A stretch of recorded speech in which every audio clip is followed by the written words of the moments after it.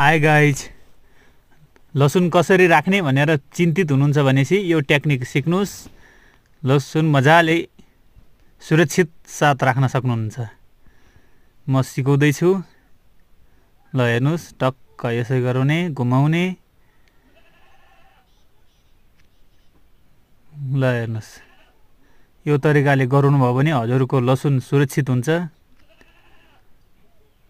यो पटक त लसुन त फेरि दामी दामी फलेछ क्या, ठुला ठुला प्याज जस्तै ठुला छ।